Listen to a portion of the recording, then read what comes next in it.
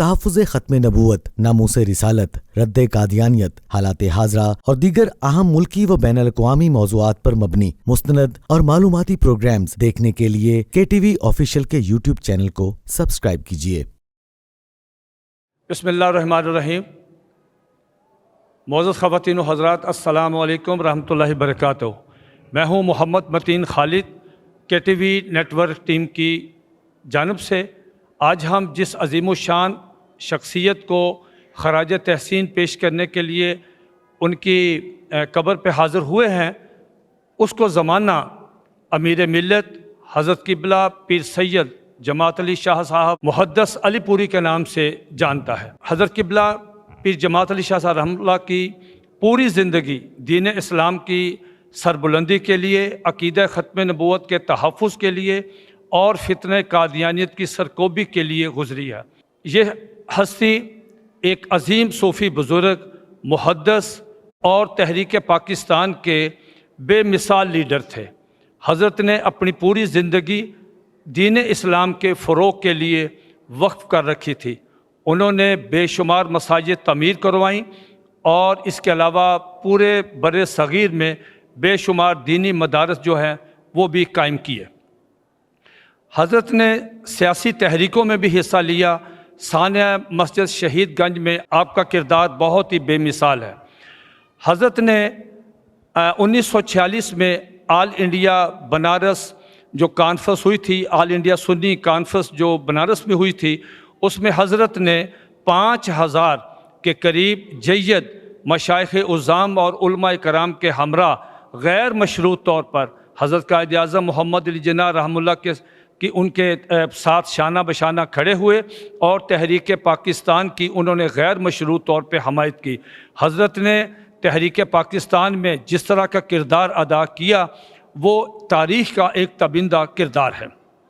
اس کے علاوہ حضرت کی جو زندگی کا بہت ہی سنہری حروف سے لکھے جانے کے قابل جو ان کی خدمات ہیں، وہ عقیدہ ختم نبوت کے تحفظ، حضور علیہ الصلاۃ والسلام کی عزت و ناموس اور فتنہ قادیانیت کی سرکوبی کے سلسلہ میں ہے۔ حضرت نے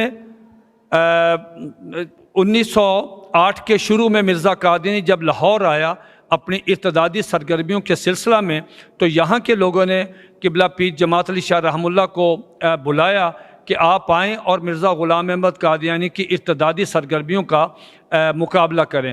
حضرت لاہور تشریف لائے۔ انہوں نے بار بار مرزا قادیانی کو مناظرے کے لیے بلایا، لیکن مرزا قادیانی ڈرتے مارے ان کے سامنے پیش ہونے سے قاصر رہا۔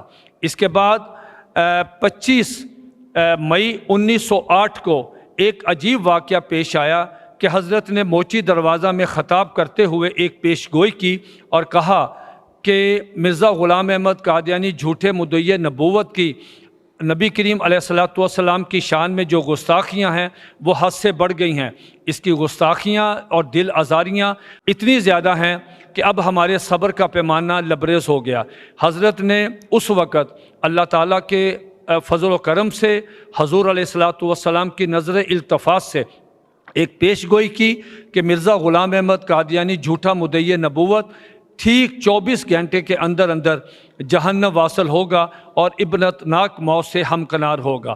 دنیا نے دیکھا کہ اس سے اگلے دن یعنی 26 مئی 1908 کو صبح 10 بجے مرزا قادیانی جھوٹا مدعی نبوت جو ہے وہ عبرتناک موت کا شکار ہوا۔ اس کے منہ سے بھی اور اس کی سرین سے بھی پخانہ نکل رہا تھا۔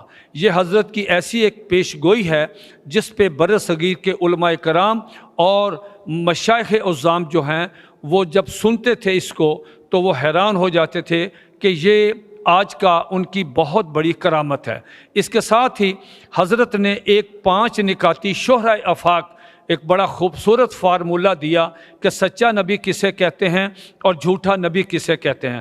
حضرت نے 5 نکاتی فارمولہ میں بتایا کہ سچا نبی کسی کا شاگرد نہیں ہوتا، اس کا استاد اللہ تعالیٰ ہوتا ہے وہ روح القدس سے تعلیم پاتا ہے، جبکہ مرزا قادیانی جو تھا وہ اپنا اب کسی اس کے استاد تھے، وہ استادوں سے پڑھا اور وہ اس کو کان پکڑواتے تھے، اور ایسا نبی کی شان کے خلاف ہے۔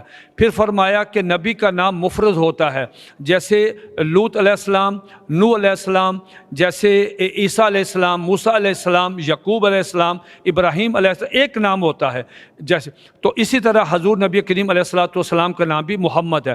یہ نبیوں کا نام مفرد ہوتا ہے، لیکن مرزا قادیانی جو جھوٹا مدعی نبوت تھا، اس کا نام مرزا غلام احمد قادیانی تھا۔ اسی طرح حضرت نے فرمایا کہ سچا نبی جو ہے وہ وراثت نہیں چھوڑتا، جبکہ مرزا قادیانی نے وراثت چھوڑی۔ اسی طرح حضرت نے فرمایا کہ سچا نبی جو ہے جہاں فوت ہوتا ہے وہ وہیں دفن ہوتا ہے۔ اس طرح مرزا قادیانی جو ہے وہ مرا تو لاہور میں ہے، برانتھو روڈ پہ، اور دفن جو ہے وہ قادیان میں ہوا۔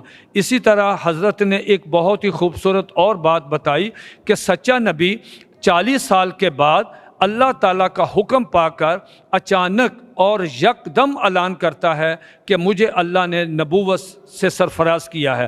یہ نہیں ہوتا کہ وہ کبھی محدث بنتا ہے، کبھی عالم بنتا ہے، کبھی مسیح موعود بنتا ہے، کبھی امام مہدی کا دعویٰ کرتا ہے، پھر جا کے وہ نبوت، ایسے سیڑھیاں نہیں، وہ یکدم اعلان کرتا ہے۔ حضرت کا یہ فارمولہ اتنا کمال ہے کہ کوئی بھی دنیا بھر میں کوئی بھی جھوٹا مدعی نبوت جو ہے وہ اس معیار پہ پورا نہیں اتر سکتا۔ اس معیار پہ صرف اللہ کے سچے نبی پورے اترتے ہیں۔ میں آج اس عظیم ہستی کو خراج تحسین پیش کرتا ہوں کہ ان کی وجہ سے بے شمار مسلمانوں کا ایمان بچا، بے شمار قادیانی جو ہیں وہ اپنا جھوٹا مذہب چھوڑ کر اسلام کی آغوش میں آئے۔